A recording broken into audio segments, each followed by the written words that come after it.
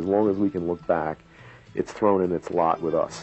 Marijuana has been associated with human camps as far back into the Paleolithic age as we can look. And that's very interesting. That plant, its destiny and human destiny are very intertwined. And there are few plants in the world that have been as useful to human beings. It provides an edible seed, an edible oil that can be pressed out of the seed, a very important fiber in world commerce, a medicine which has been very prominent in Europe and America over the years, and finally a psychoactive drug that's used as a recreational drug by millions of people. That's a pretty powerful way for one plant to provide for human needs.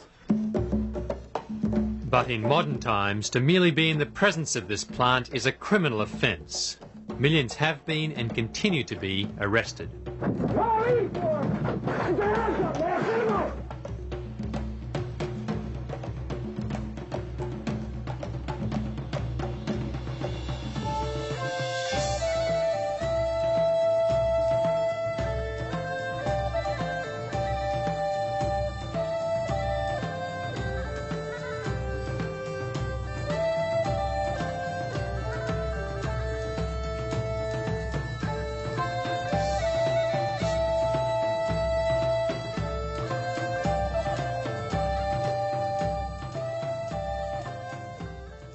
The longest and strongest fibre in the plant kingdom, cannabis sativa, commonly called hemp, has been essential to world commerce for thousands of years.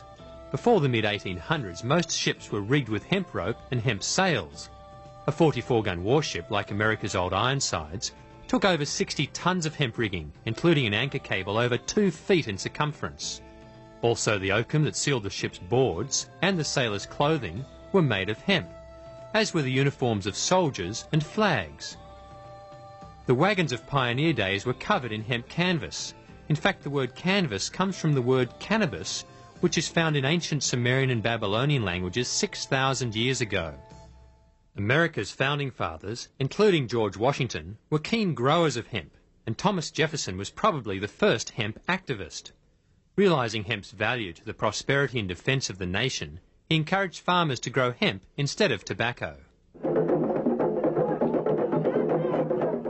Today's activists rally in the thousands at annual hemp harvest festivals throughout the Western world.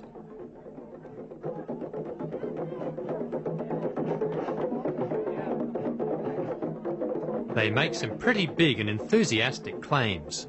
Hemp could totally replace trees as far as making paper, all paper, from fine stationery to press board, build houses from it. We could stop cutting down trees the day hemp's made legal for paper. It can replace all petroleum as far as fuel, electricity, nuclear energy. How about a hemp hooray? Hemp hemp! Hemp hemp! Hemp hemp! All right, let's wake them up out there.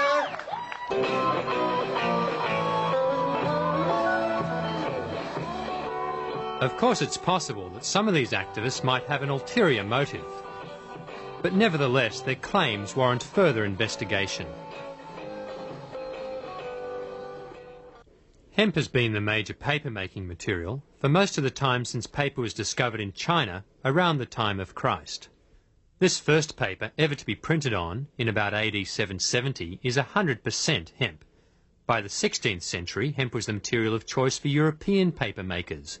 They made it into the finest and longest-lasting paper ever made, including the Gutenberg and King James Bibles, and many other famous works. America's Declaration of Independence was also first printed on hemp paper. Most paper of this period was made from recycled hemp canvas and old rags made from various fibres. For hundreds of millions of us today, paper is a way of life. The world consumes hundreds of thousands of tons of paper each year, and to meet this demand, hundreds of thousands of acres of forest are cut down each year. It's a worldwide crisis. In southeastern Australia, vast areas of old-growth forests are being chipped and bought by Japanese companies like Harris Daishowa. Eugene Collins is a forester turned activist. Most of these forests take in the vicinity of 150 years to mature and to provide habitat for all the arboreals that require the hollows and things like that in them. This operation will be operating on about somewhere between 40 and 80 years, which is about half of what it takes for these forests to regenerate to their full maturity. This is basically a resource grab by an industry that's in trouble. The whole operation is a biological disaster and should be stopped immediately. There's no need to be flattening these forests. We could be doing it with alternative fibres. Hemp and canaf are just two of them. Mommy, Mommy, tell me about the trees. And tell me again about those fish that swam the seas. And why aren't they here for you and me? Why can't we live in harmony? They cut the trees down to the ground. They took the fish till there weren't any around. They said it was for you and me. But I say it was for a growing greed.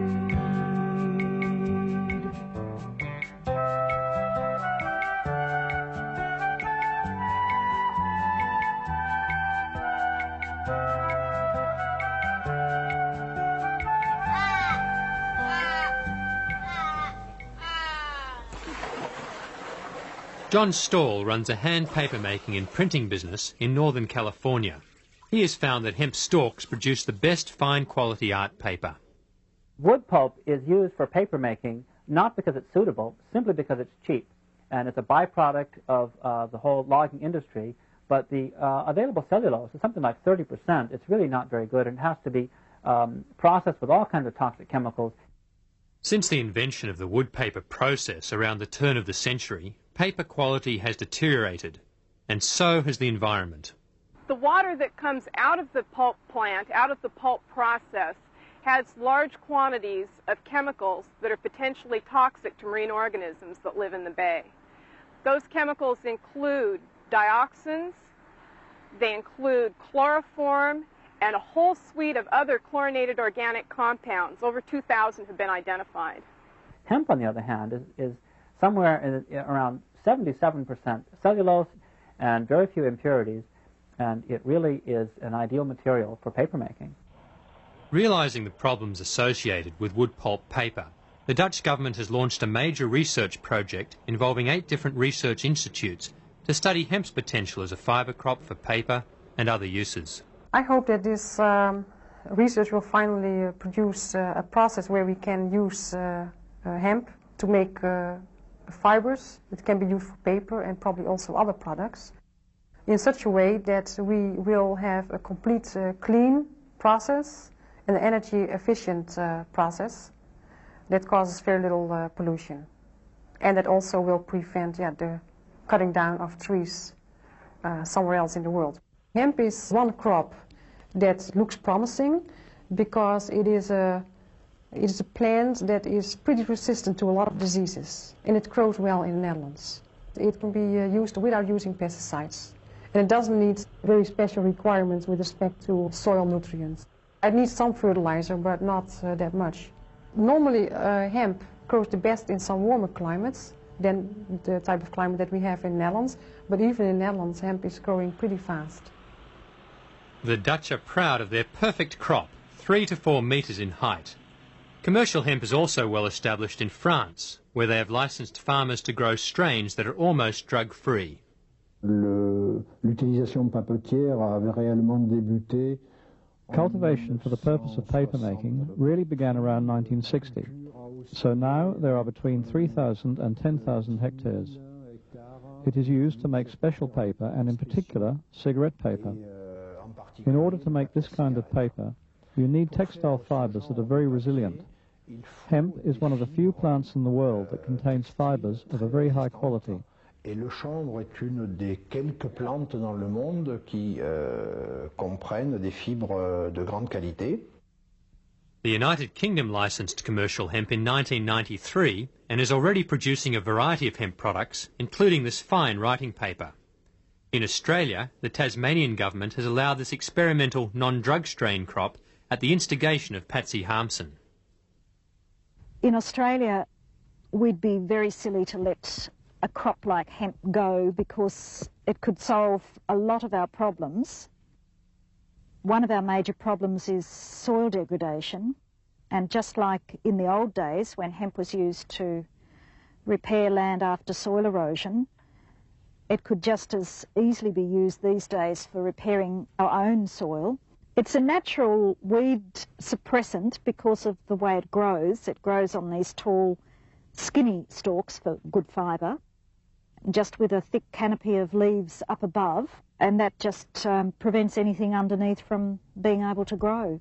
The other beautiful thing about hemp is its long taproot, and the taproot binds the soil together. The nutrients in the hemp plant are concentrated in both the roots and the leaves and the flower head, and because if you're growing it for fibre, you're only removing the stalk, the roots stay in the ground and the leaves and the flower heads are returned to the soil, which means that you're returning most of your nutrients. You're only removing cellulose and water if you're growing it for paper or textiles. Here in Australia, we're virtually giving away our native forests at a price of, say, $70 to $80 a tonne. Hemp, on the other hand, could be a wonderful replacement and would fetch $400 at least a tonne. Jim Young is one of the few voices in the US paper industry calling for change. He's the executive editor of Pulp and Paper magazine. North America obviously has been blessed with an abundance of wood fiber, but the situation is changing now. We're coming to the end of the line on the virgin timber, and it's time to look at other sources of fiber to be used in the pulp and paper process here. And hemp is certainly one that should be considered for that use in future operations of our pulp and paper mills.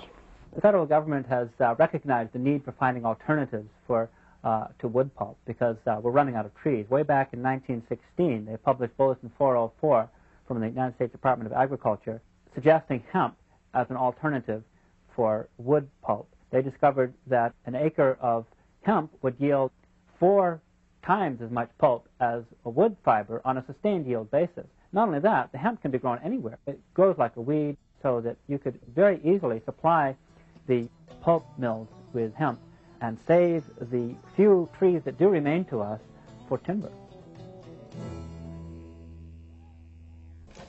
The textile industry is also experiencing a resurgence of interest in hemp. The beauty of the hemp fibre is that it could be many things depending on its method of cultivation and the method of processing.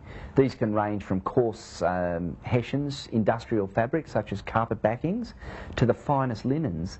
With special steam treatment, the fibre can fibrillate and produce a cloth of a silky consistency, which is indistinguishable from natural silk. It's limited only by your imagination and the technology that's been developed over hundreds of years. The fabrics that we're producing at the moment utilises either pure hemp or a blend of hemp and cotton. The jacket, for instance, that I'm wearing at the moment, 100% 11-ounce hemp linen. It has all the characteristics and appeal of a natural linen. Hey children of the land, don't be fooled by the ball on the wires. It will cause sorrow and woe for our people and our land.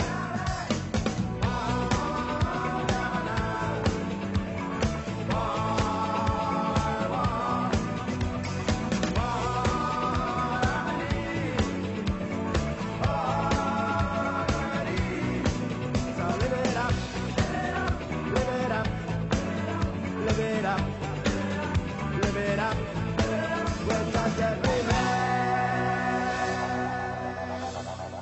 Hemp is undoubtedly the most durable of the natural fibres. The original Levi jeans were made from recycled sailcloth, which was made from hemp fibre, and it proved its worth under the most trying of conditions.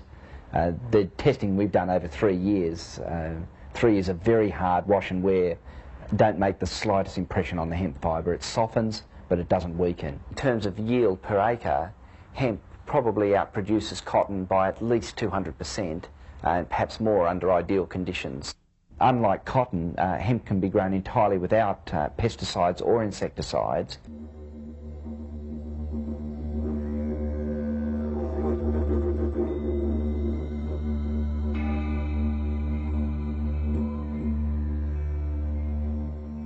The cotton industry is basically a chemical industry. It's highly dependent on the use of pesticides at all stages of production, right from the drilling of the seed through to the harvesting.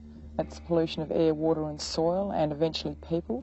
Cotton is the fourth largest export earner, foreign exchange earner in Australia. It's the heaviest user of pesticides of any rural industry. The cotton industry's got to change, and there's got to be alternatives. Got to have different sorts of crop rotations, use of various sorts of other fibre crops, etc. So we do have this really, really big environmental problem that they don't want to recognise because of the business implications. The technology is different for processing hemp, so obviously it would cost quite a lot to set up your hemp textile technology. But when you consider how easy it is to grow, how inexpensive it is to grow, because you don't have to pour money into chemicals, and you don't have to do a whole lot of repair work on humans that are getting sick from being in amongst the pesticides. When you consider all of those hidden costs, or pretty glaring costs actually, it's certainly going to be a far more beneficial crop, probably even in the short term.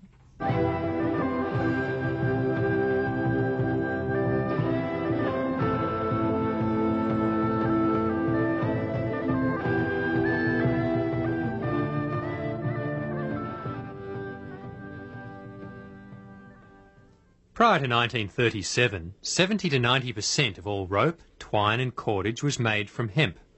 Hemp strong fibres can also be utilised in hundreds of composite products. Henry Ford used hemp and other natural fibres to make the body of this car in 1941. William Condy has a redwood lumber business in Oregon. In the face of dwindling redwood supplies, his company has taken some bold steps to solve the problem. We talk about advanced composites from annual fibers is the way to solve the forest crisis. Trees are fiber. That's what we cut them down for. You take a Douglas fir tree, the longest fiber was 3/4 of an inch. Well, here's hemp. And this stuff is like, instead of partials of an inch, this is like feet long. When you're making composites, there's a rule that says that if everything else is equal, the longer the fiber, the stronger the product. The truth of the matter is that hemp is a superior fiber to tree fiber in every way conceivable. What we created here is we created what's called medium density fiber board. In all of the major strength tests, hemp tested out to be 2 to 3 times stronger than the boards that were made out of tree fiber. We can actually make anything from a 2x4 to the body for a stealth jet bomber. George Tyson is also an innovative hemp researcher. The food industry is looking for a water-soluble, biodegradable materials that they will be able to make food containers with in the future, because their primary concern is to take away the materials that formerly found themselves going into landfills and making material that will fully biodegrade or recycle. We certainly believe we could package hamburgers. The trays may look something like this. If these products were tossed out or ground up and spread on the landscape, they would be nature's fertilizers. There would be no toxic effect. This could lead to fast food places serving you the food in a container of a flavor of your choice, strawberry, mint, or chocolate, and then you eat the container as your dessert. We envision hemp as being a complete new wave of the Industrial Revolution, that there'll be a complete new industry that will come out of this. Actually, there'll be thousands of products that can be derived from this fiber and from the oils of the seed. Hemp seeds contain up to 40% high-quality oil, a combustible oil that has traditionally been used in lanterns. A simple process now allows it to be converted into a relatively clean substitute for diesel fuel. In past centuries, hemp seed oil was also a major base for durable, non-toxic paints. Many great paintings are hemp oil on hemp canvas. In the Ukraine today, hemp seed oil is still a major ingredient in the commercial paint industry. It is a nutritious base for cosmetics and is also a highly nutritious edible oil. Hemp seed oil is unique in having such a high proportion of the omega-3 unsaturated fatty acids. with a very strong cardioprotective effect. Hemp seed has been used for millennium as a staple food by many people around the world. It has a near complete balance of essential amino acids, second only to soybean. Well aware of this, Alan Brady is one of the few modern hemp seed chefs. Once it's in this form, it's all roasted and ground up, you can get creative and you can make a million things. You know, it's like I make halva. If you want to make something where any kind of bread recipe, pancakes, anything, just leave out half your amount of flour and replace it with this stuff right here. Get totally creative, make delicious things, and have fun with it. After dehulling the seed, Alan produces his premium delicacy, rich and creamy hemp ice cream. Hemp is probably the world's most economical, ecological and easy way to grow protein. And there is no need to worry, hemp seeds are totally drug-free. If you know a way to save the planet, don't whisper about it, shout about it.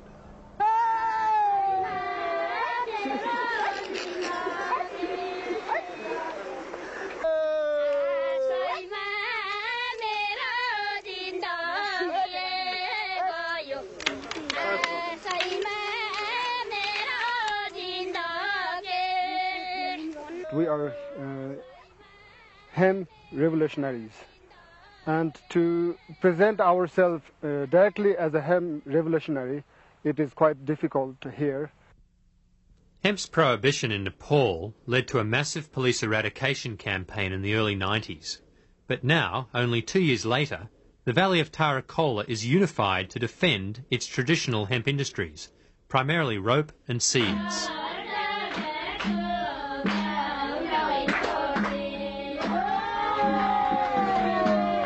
As this region is too high and dry to grow rice, the people depend upon hemp seeds for their survival.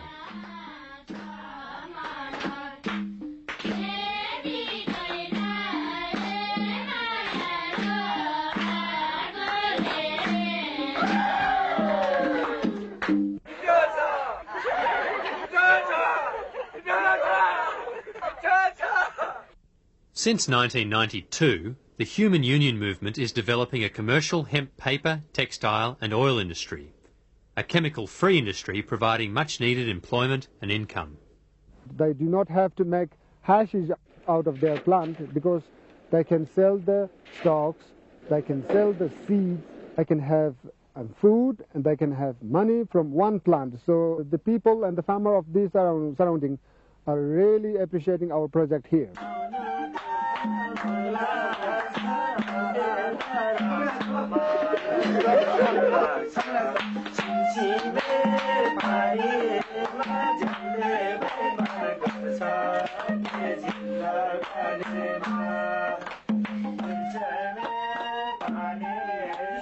This valley has an abundance of hemp and enthusiastic labour. Tarakola's budding hemp industry is potentially a model for sustainable economic prosperity throughout the developing world.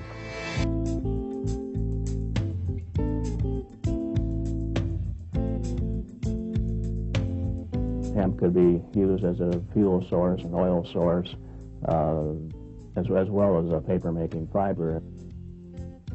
Could hemp fuel help us to kick our dependency on highly toxic fossil fuels? Carbon monoxide is the leading cause of death in this country from poisoning. It accounts for more fatalities each year than all drug overdoses combined. Over history, it would be hard to predict how many people have died from gasoline that didn't know what killed them. It is a poison-spreading material because it is distilled with benzene, hexene, and xylene, and toluene. These chemicals are all known carcinogenic materials. Could this be the solution? That which fuels a romantic dinner is also a good fuel. Normal drinking alcohol, also known as ethanol, is the cleanest of all liquid fuels. George Tyson is developing techniques to produce ethanol from fast-growing, high cellulose plants like hemp. We jokingly say this is the fuel that if you were burning it in your car, the reason a dog would chase your car was because he liked the smell of the exhaust pipe. As you can see, there is no smoke emitting from this in this room. Try this with a tablespoon or two of gasoline, and you will have the comparative test. Also, when your engine is through burning on gasoline, take it apart and see how much dirty carbon you find in the engine. We found that running a car 3,500 miles, we couldn't even get a white glove dirty when we took our finger inside of the exhaust pipe. All plants are storehouses of solar energy, and all plants can be fermented to produce ethanol fuel. Plants also produce the oxygen needed to combust the fuel in a car. The emissions, carbon dioxide and water, are reabsorbed by plants. It is a clean and balanced cycle. When one reviews all of the possible alternative fuels that we may use for transport use, ethanol emerges as about the only one that can achieve significant reductions in carbon dioxide accumulation in the atmosphere. Even the 10% blend, where you only have 10% ethanol in the gasoline, lowers some emissions as much as 25 to 30%. For this reason, blends of 10 or 15% ethanol with gasoline are being used in several states in the US and in Australia as a means of reducing air pollution.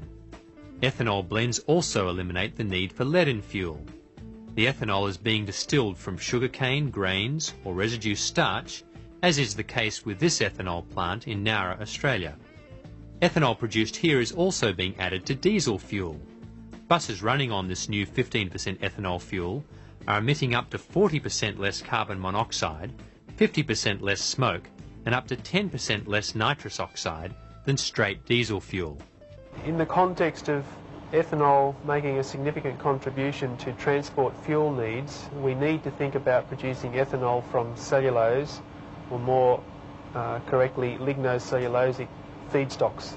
All plants are made from lignin and cellulose. Fast-growing plants that are low in lignin and high in cellulose are most suitable for producing ethanol. Things like switchgrass, canaf, hemp has tremendous potential, both because it has many products to be produced from it, and also because of the tonnage it can be produced per acre. Ethanol from lignocellulose crops is being developed by Tyson Xylem Corporation and the Solar Energy Research Institute in the US, and Pace Research and the University of New South Wales in Australia. Research is showing that ethanol could be produced economically on a small farm or community level.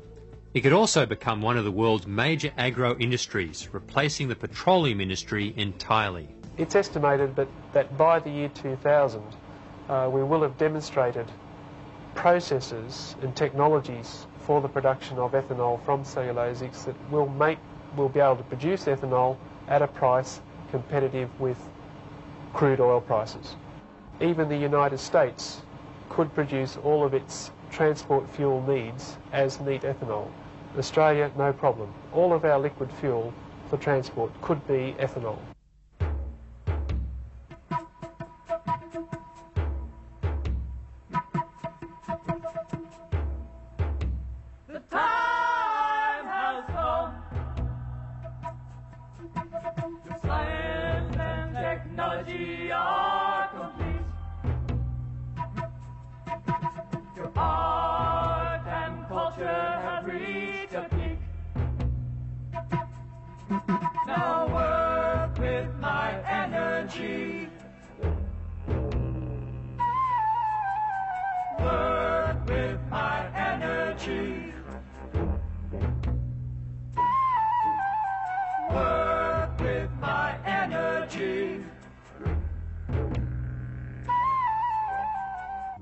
These days, the hemp plant is most commonly associated with the drug marijuana found in its flowers and leaves.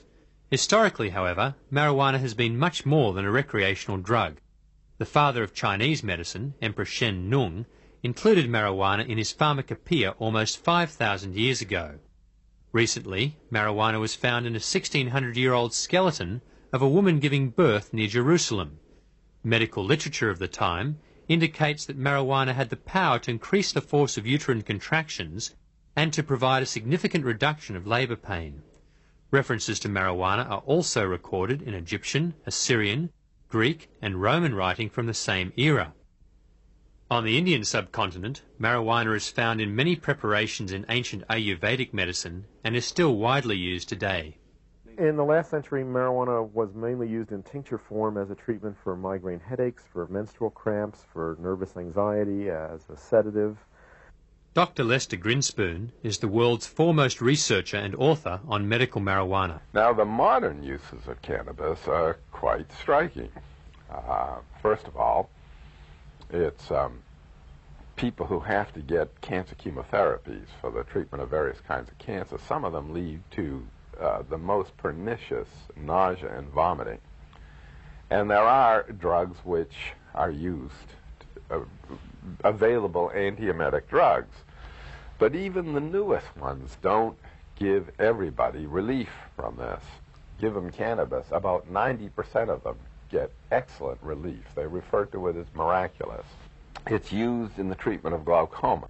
It's a disease of the increase in intraocular pressure, and it can lead to blindness. Well, there are drugs to treat this, but those drugs have a lot of problems with them. My condition is glaucoma, and after a year of trying the conventional medications, which are very serious, some of them are actually based on nerve gas, and my body did not respond well to them, a doctor decided to uphold his Hippocratic oath instead of the hypocritical law and tell me that if I didn't start using marijuana, I would go blind. It's been demonstrated that the cannabis has a remarkable capacity to lower intraocular pressure, and there are people now who believe that they have saved their eyesight by using cannabis. As long as I use marijuana in any way, such as eating it or smoking it, either way, my pressures remain perfectly normal, as if I don't have the disease at all. It's a total deterrent for me. Cannabis has also been proven to be of therapeutic value in the treatment of AIDS, multiple sclerosis, paraplegia and quadriplegia, asthma, epilepsy, pain relief, and other ailments. It has also been used as a topical antibiotic and analgesic. Dr. Andrew Weil was the first and about the only independent researcher to ever get permission to study marijuana. He carried out his lab experiments at Harvard University Medical School in 1968. He is also a well-known author. I think the great advantage to trying to find medical uses of marijuana is that it's so non-toxic.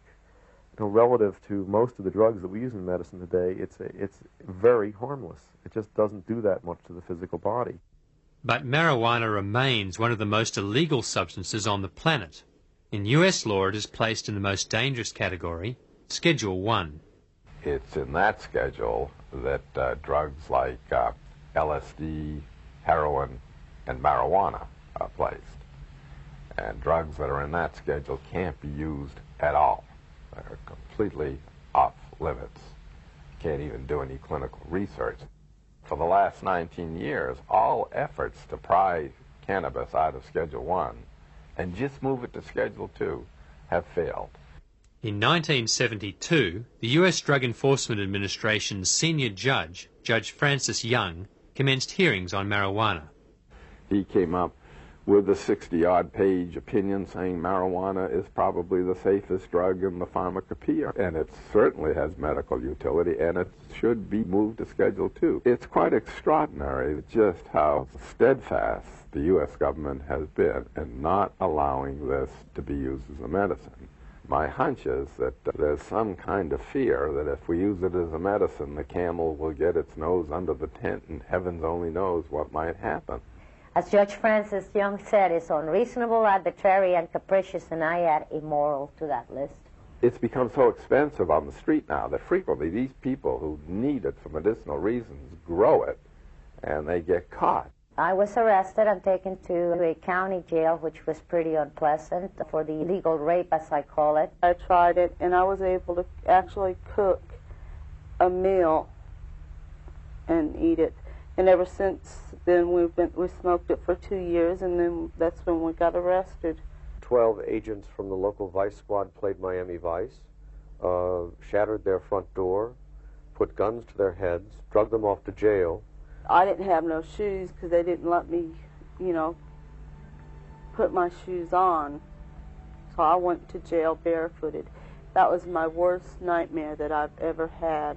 It's just awful that these people should have to suffer this way. I mean, the law imposes, here are people who are already suffering from serious diseases and disorders and symptoms, and the law is now imposing another layer of anxiety on these poor people.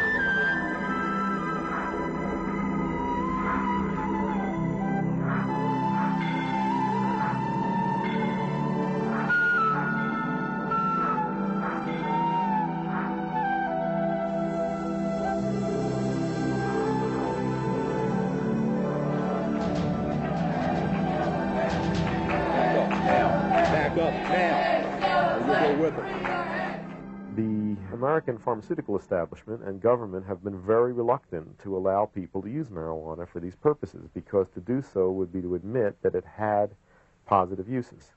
And one of the fictions that has to be maintained in the war against this evil plant is that it has no redeeming qualities. And if you established a therapeutic use for it, that would be a redeeming quality. So instead, the government wants people to use synthetic THC or analogs of THC. In my experience, those substances are more toxic and often do not have as good effects as marijuana itself.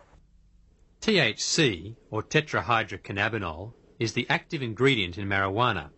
Ironically, synthetic THC, marketed as Marinol, is legally available for medical use.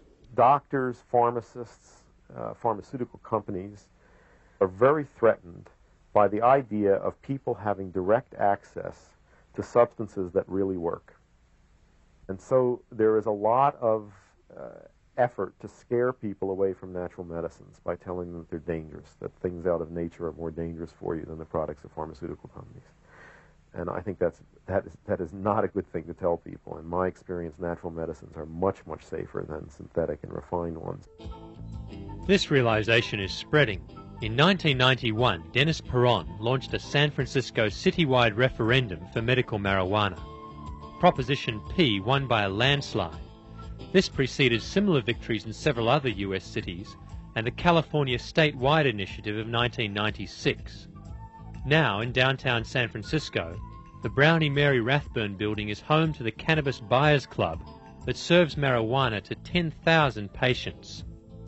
Attempts by the federal DEA to close down the building and arrest Peron and his staff have been firmly blocked by the San Francisco city authorities. 2 million people are infected with the HIV virus. 500,000 people get cancer every year. These people are our brothers and our sisters, our relatives, our aunts and uncles, people we love. I don't think that any of these people, any of these relatives would stand in the way of their brothers and sisters getting a medicine that would help them. Unfortunately, modern usage of the hemp plant centers around only one of its many uses, its ability to alter consciousness. Like the other uses, this is also not a recent phenomenon.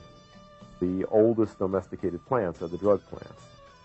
We have historical evidence that they were domesticated by people before food crops.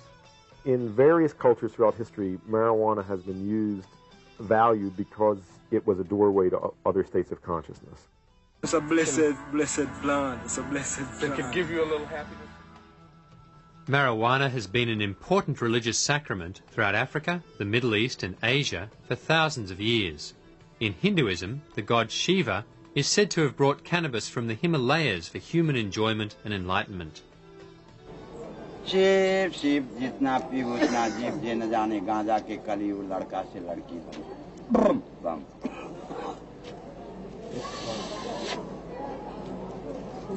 Why then is marijuana use so controversial in Western culture? Marijuana cultivation and use in Europe probably was mainly as a fiber plant and food plant. And it's very possible that many people who grew it for fiber and for seeds did not know of its use as a psychoactive drug. Terence McKenna is a leading researcher and author on the traditional uses of psychoactive plants. The absence of a straightforward hallucinogen or psychedelic in the flora of Europe has given Western man a kind of particular horror of the kind of boundary-dissolving experiences that attend these plants. Another factor is the Christian church. The reliance of magical folk practitioners on plants was consistently suppressed by the church. So we have evolved our peculiarly alienated form of science and social polity completely in the absence of any connection back into the magical side of nature that Celtic and earlier peoples were very concerned to cultivate. So this, I think, is the source of our particularly destructive relationship to the earth and our particularly alienated state of social relationships among ourselves. Only 100 years has Western humanity and civilization actually grappled with the dilemmas which these substances pose. So we're at the beginning of making an adjustment which many traditional societies made a comfortable accommodation to millennia ago. Our beginning to make an adjustment has been a rough one. Our nation has zero tolerance for casual drug use. When I was in England, I experimented with marijuana a time or two, and I didn't like it, and didn't inhale, and never tried it again. If you do drugs, you will be caught. And when you're caught, you will be punished. One of the major concerns is drug use among young people. I think marijuana can make kids space out and lose their concentration, and I think the only remedy for that is good drug education, especially aimed at young people, about what are appropriate uses of it and what aren't. And I don't think it's a good idea to be stoned in school, for example. But we don't have any real drug education at the moment because in the present climate, that's impossible. You can't admit that illegal drugs have any positive uses. And all of the educational materials that are used in schools are designed to scare people away from that substance by exaggerating its dangers, and that doesn't work. If you tell a 15-year-old that all these terrible things are going to happen to him or her when they smoke marijuana, and they've already tried it and they know that it didn't, why should they listen to you when you tell them that crack cocaine might kill them? I wouldn't have if I was 15 and was misinformed like that. I think that kind of education has a very negative effect. I think it enormously stimulates curiosity on the part of young people to try the forbidden substance. Now, I can imagine a few whispers out there. Maybe you think we'll never get drugs under control, that it's too easy for the dealers to get back on the street. Well, those days are over, too. The revolving door just jammed. Some think there won't be room for them in jail. We'll make room. We're almost doubling prison space. Some think there aren't enough prosecutors. We'll hire them, with the largest increase in federal prosecutors in history. America is now the country with the highest rate of incarceration. Approximately 20% of criminal convictions are marijuana-related. There is no inherent psychopharmacological harmfulness of marijuana, which is anyway comparable to the harm of arresting more than 400,000 people, mostly young people, for marijuana transgressions every year in this country. We will look back on this era and the response to drugs in this country and think that was worse than what happened in the McCarthy era. It is insanity run amok, and there's not a sane voice in the federal government saying anything about it. All this vigorous prosecution of marijuana, for example, has changed a situation where people grew their own, and usually rather mild marijuana, into a situation where marijuana traffic is dominated by organized crime. The cash crop in California that is the most profitable is marijuana in California. A number of other states also depend heavily upon the production of marijuana. In addition to that, you have the profits made by banks through laundering money. What we are doing in the war on drugs is exactly what the most successful drug kingpins like. We are, in a sense, using government money to keep the small-time opposition out of the business, to keep the prices up, and to keep the supply coming from only the most protected sources. Prohibition breeds corruption, it breeds a black market. And we've seen in Australia quite a large number of police officers who have been charged in relation to the supplying of marijuana, and that's the corruption element that's inbred. Lawrence McKinney holds the patent for extracting natural THC from marijuana plants for medical use, but the war on drugs has prevented him from using his patent. The major advantages of the drug war to the Justice Department is that the RICO statutes allow them to confiscate and sell anything they can find that's connected to any person who has any large amounts of marijuana. And the result has been such amount of money, over $1 billion last year, that these drug laws are simply phenomenally profitable to the Justice Department.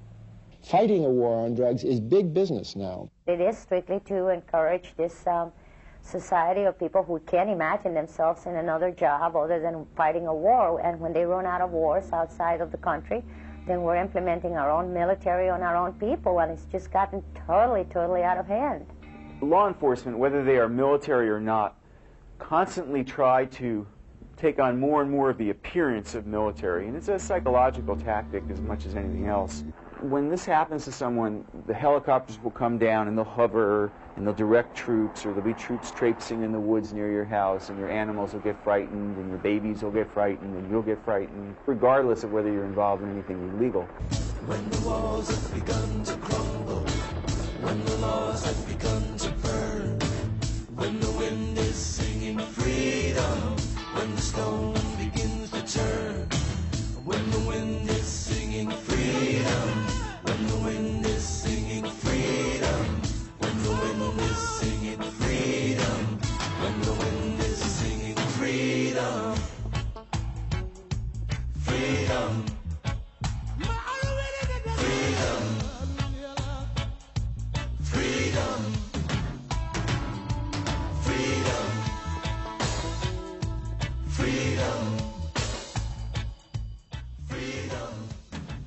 You have vast amounts of money internationally spent to force other countries to go after their marijuana. Nepal was one of the last countries in the world that had a controlled marijuana marketplace, you might say, that was well controlled by the government. Now, because of the pressure from the United States, they made it illegal. With marijuana suddenly illegal, the trafficking was taken over by criminals.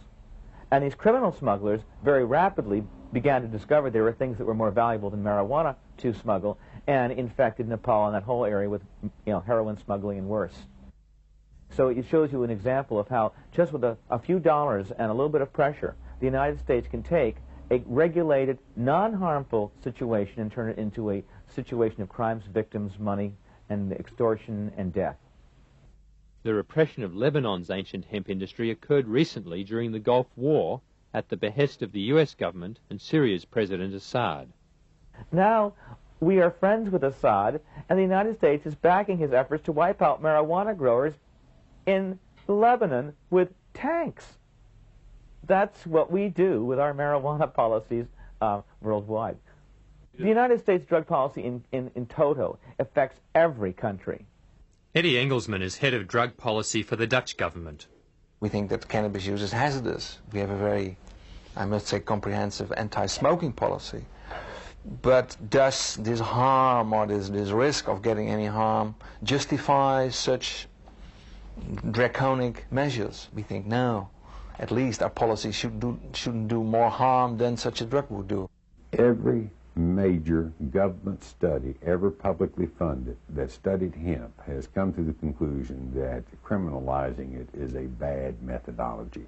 Richard Nixon wanted to really drive the stake through the heart of marijuana, so he appointed a 21-member committee. The Schaefer Commission recommended that marijuana be decriminalized. Nixon just denied the results, rolled right over them. The recent US study, commissioned by conservative California Governor Duke Majan, recommended that adults be allowed to grow marijuana plants for personal use. The embarrassed governor refused to endorse it. It's a similar story in Australia. Since 1970, there have been up to 12 inquiries or royal commissions or parliamentary inquiries into the drug marijuana, and all of those inquiries have recommended decriminalisation, and yet no government has been prepared to stand up and say, well, the inquiries have recommended decriminalisation, we will act on the recommendations of the inquiries. All the surveys show that over 50% of the community accept the use of marijuana, and if that is so, then what you're doing is getting a law that is enforcing something that the community doesn't necessarily want enforced. In Holland, the drug problem, the issue, is considered an issue of health and welfare. So it's not for the police and the courts. One objective of our cannabis policy, if I may say so, not to prosecute people. It is illegal, but to a certain extent tolerated, which has nothing to do with a laissez-faire approach, but we didn't want to push people in the ground. The sale of marijuana is tolerated in many Dutch coffee shops. Nowadays, cannabis users have nothing to do with users using harder drugs. We have integrated education on cannabis in our general health education system in schools. In America, cannabis use is many times higher than it is in Holland, in spite of all the measures and all their wars and all their warning and just say no campaigns. So what is the attraction to marijuana?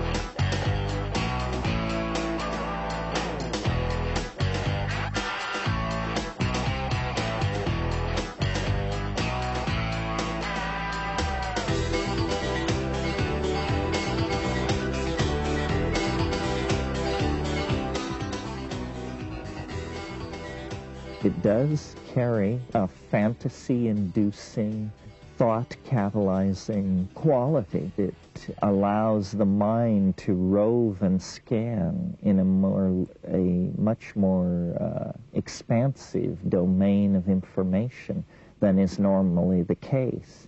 I mean, if you don't smoke cannabis, you may spend your evening balancing your check account.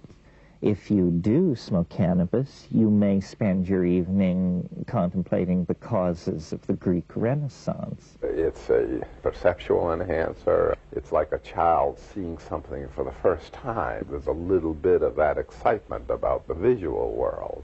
It enhances the appreciation of music and the graphic arts.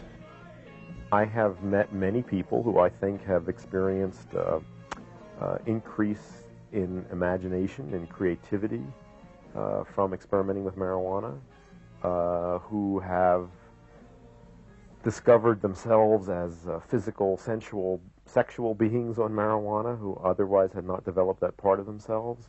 They find that it's useful in gaining perspective and insight in their lives. Marijuana creates a receptive, suggestible state which could facilitate certain kinds of therapy. It often increases people's access to their own unconscious, to the images that they have in their mind, to their dreams, to feelings which they otherwise might not be aware of. So I think it could be in the right hands an aid to therapy. Not everybody is capable of using cannabis in this way, but it can be used in this way by people who make an effort to learn to use it in this way. Obviously, Western society fails to offer guidance on how to use marijuana beneficially. I've seen many people who use marijuana addictively, many people who use it all the time, and I think get very little effect out of it. I see people who smoke it and get groggy and doped out. The real problem is that people do too much. They don't understand that the best way to do cannabis is approximately once a week. The desire to have altered states of consciousness is basically healthy and normal. It can have bad expressions, and I think in our culture where there's no recognition of that desire and we don't teach young people how to satisfy it in healthy ways, it's obvious that we're going to see a lot of negative expressions of it. More money has been spent trying to find something wrong with cannabis than any other vegetable material in human history. And what they've come up with is so pathetically thin that I am confident that it amounts to a clean bill of health for this stuff. US government health authorities estimate that there are about 350,000 deaths per year caused by tobacco and around 125,000 from alcohol. This does not include alcohol's involvement in 50% of all road fatalities and 65% of all murders. There are 14 to 27,000 deaths from legal medicines, and over 1,000 of these have been recorded as overdoses of aspirin. There are around 5,000 deaths from illegal drugs, while ailments related to caffeine kill up to 10,000 people per year. But there have been no deaths attributed to marijuana. Cannabis is not a health problem. The problem is that it promotes social values and attitudes which are unwelcome in capitalist market-based society. It's just that simple. A drug like coffee with a horrendous health profile compared to cannabis is completely welcomed into the marketplace and the home and the lifestyle of modern people. This is simply that we value certain states of mind and we fear and suspect others. And this is based entirely on value systems that are inculcated from above. Clearly, the discussion as to how society should deal with marijuana is likely to continue for some time. But is marijuana the reason hemp is no longer the major industry it once was? After all, the industrial-grade hemp crop is virtually free of THC. Hemp historian Gatewood Galbraith speaks from his home state of Kentucky. There are 14 of these historical markers around the central Kentucky commemorating hemp as a cash crop in the state. It's pretty self-explanatory. We were the world's largest producer for over 100 years. How did hemp go from being a major crop to almost non-existence in a span of around 50 years? Historical research conducted by our company suggests that it was the discovery of an efficient hemp decorticating machine and the promised resurgence of hemp to industry that led to the imposition of legal sanctions in the United States and the demise of the hemp industry. In the early 1930s, the American hemp industry remained highly labour-intensive long after competing industries had mechanised. Furthermore, other fibres like manila hemp had begun to be imported from underdeveloped countries where labour was dirt cheap. By 1930, the hemp industry bottomed out at 1,000 acres. But hemp technology finally caught up, and the crop expanded to 14,000 acres in the next 7 years. Hemp was poised to become the new billion-dollar crop, as reported in popular mechanics and mechanical engineering magazines written in early 1938. A factory in Illinois had begun producing fine bond paper from hemp fibre. Hemp with its high cellulose content could also now be made into, quote, more than 25,000 products ranging from dynamite to cellophane and all manner of plastics. But in the mid-30s, DuPont Chemicals patented processes to make nylon and plastics from oil and coal. A resurgence of the hemp industry would seriously have threatened the emerging petrochemical industries, with their synthetic fibre nylon being invented in 1935. Hearst was a big printer back during the 20s and 30s, and he had vast interest in timberland for paper pulp, which could be used as a result of a chemically intensive paper pulp process developed by DuPont and patented by DuPont. They made their fortunes with these chemical shipments for the paper pulp industry, and hemp represented a less chemically intensive way of manufacturing a higher grade paper. Consequently, DuPont saw it as an economic competitor. William Randolph Hearst, the owner of the largest newspaper chain in the United States between the world wars, started publishing newspaper articles linking cannabis with violent crime. They renamed the plant marijuana to dissociate it from the hemp medicines, the hemp rope and fabric that Americans had been using profitably for generations. Many stories in his papers told of blacks or Mexicans using marijuana and being disrespectful or violent to whites, or trying to push their drug to innocent whites. The campaign succeeded in getting racist white organisations to support cannabis prohibition. Hearst and Harry Anslinger, the then director of the Bureau of Narcotics, managed to get marijuana made illegal in 1937, thus destroying the hemp industries. This timing is interesting. The alcohol prohibition had just ended, and the people who had enforced it needed new jobs. This may well be why Anslinger pushed so hard to get cannabis banned. In Anslinger's words, if the hideous monster Frankenstein came face to face with the monster marijuana, he would drop dead of fright. Reefer Madness was one of the many movies made to whip up an anti-marijuana frenzy.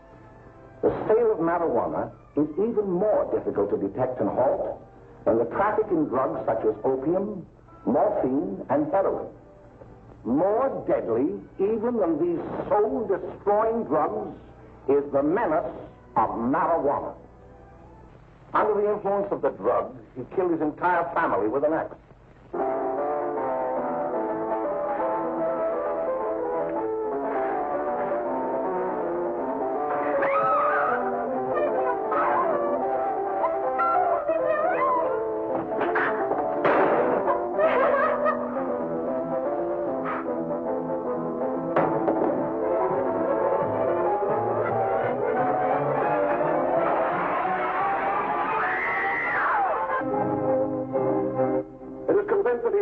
And incurably insane, a condition caused by the drug marijuana to which he was addicted.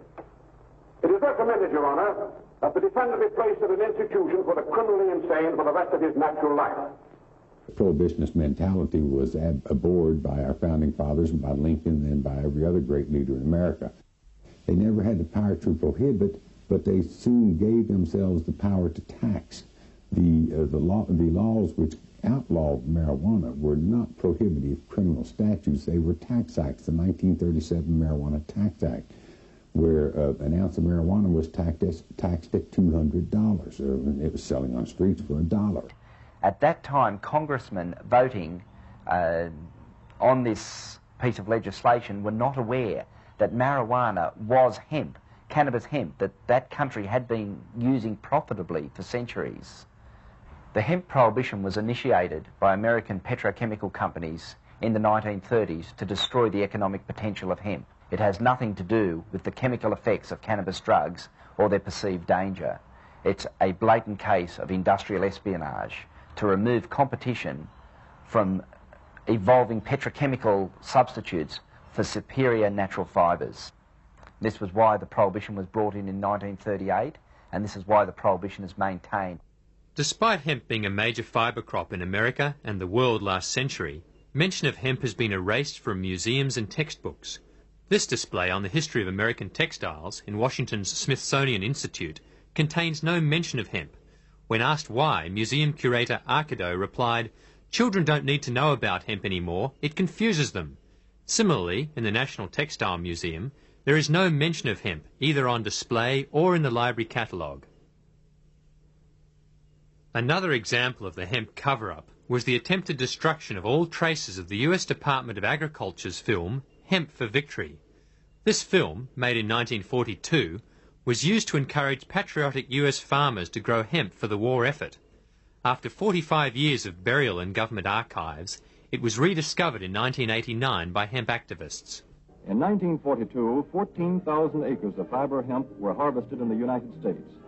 The goal for 1943 is 300,000 acres.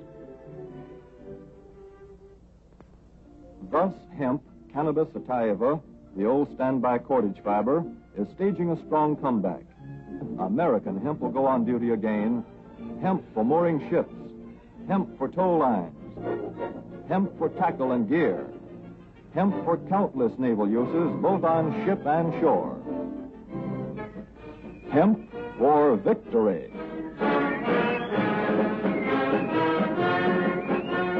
Straight after the war, however, the government once again abolished the hemp industry and eventually criminalised the plant. 100 years ago, the farmer produced all of the fiber, all of the medicine, all of the fuel, and all of the food that the society consumed. That's what farming is you raise those four basic categories, fiber, food, medicine, and fuel, and you sell them in the cities. They're the basic necessities of life. The money flows out of the cities back to the landowner and to the producer, where land is the means of production of wealth. It's been that way for thousands of years. Today, 100 years later, the farmer doesn't produce any fiber. If they do, it's cotton, which accounts for 50% of the pesticides and herbicides used in the agricultural sector. The farmer doesn't raise any medicine. It's all been monopolized by the pharmaceutical companies. The farmer doesn't raise any fuel. It's all been monopolized by the petrochemical companies.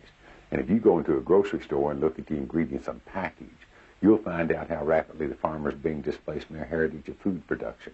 It's all been taken over by the synthetic manufacturers who, in producing these synthetic products, create the toxic waste and the hazardous byproducts with which we're having such a tough time dealing.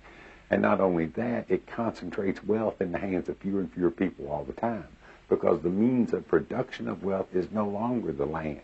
It is now the factories and the shareholders and the people who own the controlling interest in those corporations.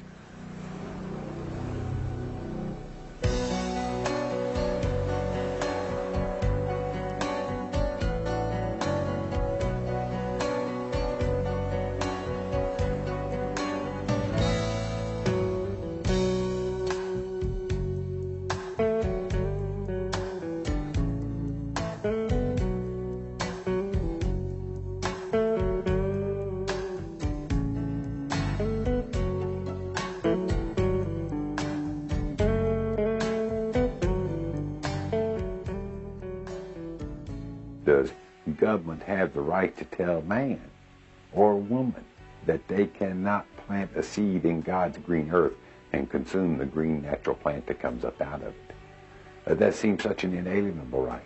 That seems such a natural and basic way of communing with Mother Earth and with the natural cycle of things.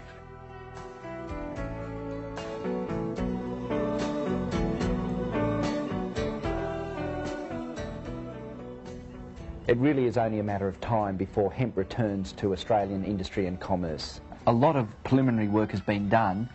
We have literally thousands of hectares ready to be turned over to hemp cultivation. Factories to handle the downstream processing of the fibres are ready and waiting.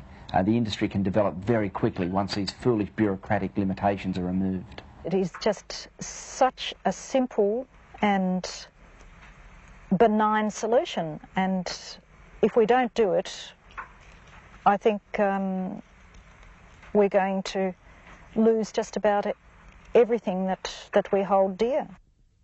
Hemp could be and will be the greatest economic engine that we have seen probably in the history of the human race. From deep within the earth, the voice is calling. The synthetic age is surely falling. Stop running from the gifts that are here for you. Stop running down your self-destructive way. It's time to turn and usher in the new. It's the dawn of the natural cycle, and it's here to stay. It's the dawn of the natural cycle, and it's here to stay.